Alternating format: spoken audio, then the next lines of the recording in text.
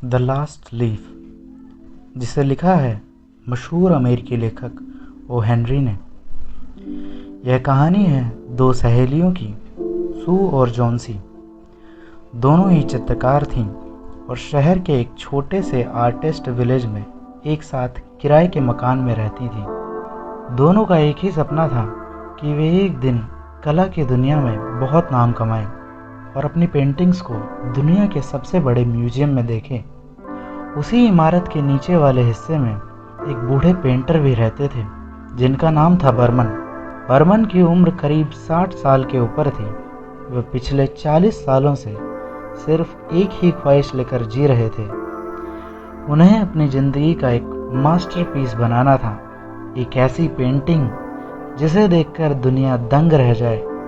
लेकिन सालों बीत गए, उनकी कैनवास खाली की खाली रही। वह गरीबी में अपने दिन काट रहे थे और लोग उन्हें एक नाकाम इंसान समझते थे। सर्दियों के दिन थे। शहर में एक भयानक बीमारी फैली और जॉन्सी उसकी चपेट में आ गई।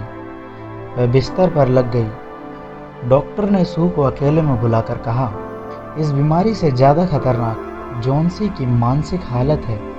अगर कोई इंसान खुद ही ठीक नहीं होना चाहता तो दवाइयाँ भी काम नहीं करती। जॉन्सी दिन भर बिस्तर पर लेटे हुए खिड़की के बाहर देखा करती थी। खिड़की के ठीक सामने एक पुरानी बेल थी जिसके पत्ते कड़ाके की ठंड और तेज हवा के कारण एक एक कर गिर रहे थे। एक दिन सू ने देखा कि जॉन्सी उल्टी गिनती गिन रही है। 9, 8, 7। सू ने घबराते हुए पूछा, यह क्या कर रही हो जॉन्सी? जॉन्सी ने बेहद कमज़ोर आवाज़ में कहा, देखो सू, उस बेल पर अब सिर्फ 5 पत्ते बचे हैं। जब इस बेल का आखिरी पत्ता गिरेगा तो मैं भी मर जाऊंगी। मेरा वक्त ख़त्म हो रहा है। सू ने उसे बहुत ही समझाया कि यह सिर्फ उसका एक वहम है, लेकिन जॉन्सी के दिमाग में यह बात पत्थर की लकीर बन चुकी थी। वह बस उस आखिरी पत्ते के गिरने का इंतजार कर रही थी ताकि वह अपनी ज़िंदगी ख़त्म कर सके। सू रोती हुई नीचे बूढ़े बर्मन के पास गई और उन्हें जॉन्सी की इस सनक के बारे में बताया। बर्मन यह सुनकर बहुत गुस्सा हुए। क्या बेवकूफ़ी है, कोई एक मामूली पत्ते के गिरने से अपनी जान कैसे दे सकता है? मैं ऊपर आकर उसे डांटूंगा। लेकिन जब बर्मन ऊपर आए और उन्होंने जॉन्सी को सोते हुए देखा तो उनका दिल पिघल गया। उन्होंने खिड़की के बाहर देखा। उस रात बर्फबारी हो रही थी और तेज बर्फीली हवाएं चल रही थी। बेल पर अब सिर्फ एक ही पत्ता बचा था जो पूरी तरह कांप रहा था। यह साफ था कि वह पत्ता उस रात की सुबह नहीं देख पाएगा।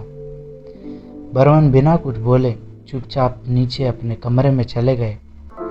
अगली सुबह जब जॉन्सी की आंखें खुली तो उसने भारी मन से सू से कहा, खिड़की का पर्दा हटाओ सू, मुझे देखना है कि वह आखिरी पत्ता गिरा या नहीं। सू ने डरते हुए पर्दा हटाया। दोनों हैरान रह गए। रात भर की भयंकर बर्फबारी और तूफानी हवाओं के बावजूद वह आखिरी पत्ता अपनी जगह पर डटा हुआ था। वह गहरे हरे और पीले रंग का था जो जिंदगी की गवाही दे रहा था। जॉन्सी दिन भर उस पत्ते को देखती रही। रात को फिर तेज तूफान आया, लेकिन अगली सुबह भी वह पत्ता वहीं था। यह देखकर जॉन्सी के भीतर कुछ बदल गया। उसकी आंखों में आंसू आ गए। उसने सू का हाथ पकड़ा और कहा, मैं बहुत ही मतलबी थी। उस पत्ते ने मुझे सिखाया है कि जीना एक संघर्ष है और हार मान लेना पाप है। जब वह अदना सा पत्ता इतनी बेरहम रात से लड़कर जिंदा रह सकता है तो मैं क्यों नहीं? जॉन्सी के जीने की इच्छा वापस आ चुकी थी। डॉक्टर आए और उन्होंने कहा कि अब जॉन्सी खतरे से बाहर है। लेकिन उसी शाम डॉक्टर ने सू को एक बेहद दुखद खबर दी। उन्होंने कहा, नीचे रहने वाले बुढ़े पेंटर बर्मन का आज अस्पताल में ही निधन हो गया।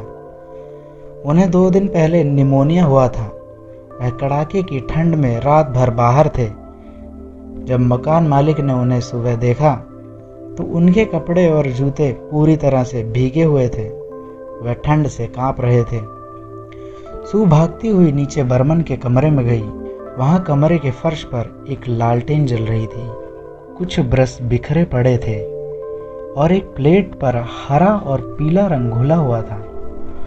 सू खिड़की के पास आई और उसने जॉन्सी से कहा, खिड़की के बाहर उस आखिरी पत्ते को देखो जॉन्सी।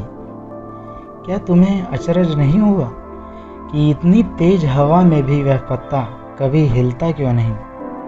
वह कोई असली पत्ता नहीं है, वह बर्मन चाचा का मास्टरपीस है। जिस रात असली आखिरी पत्ता गिर गया था, बर्मन चाचा ने उस खौफनाक बर्फीली रात में दीवार पर उस पत्ते को पेंट किया था ताकि तुम्हें जीने की उम्मीद मिल सके। बूढ़े बर्मन अपनी पूरी जिंदगी जिस चीज़ के पीछे भागते रहे, यानी दुनिया का सबसे बड़ा पेंटर बनना, कला की दुनिया में नाम कमाना और अपनी पेंटिंग को बड़े म्यूजियम में देखना, वह उन्हें कभी नहीं मिला।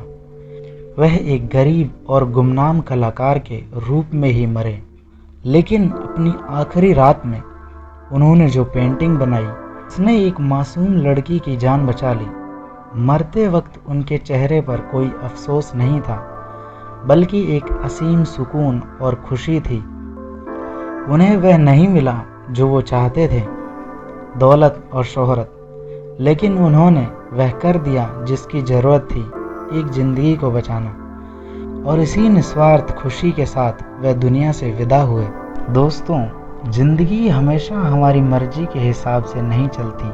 कई बार हमारी बड़ी बड़ी ख्वाहिशें अधूरी रह जाती हैं, लेकिन खुश रहने के लिए किसी बड़ी कामयाबी की ज़रूरत नहीं होती।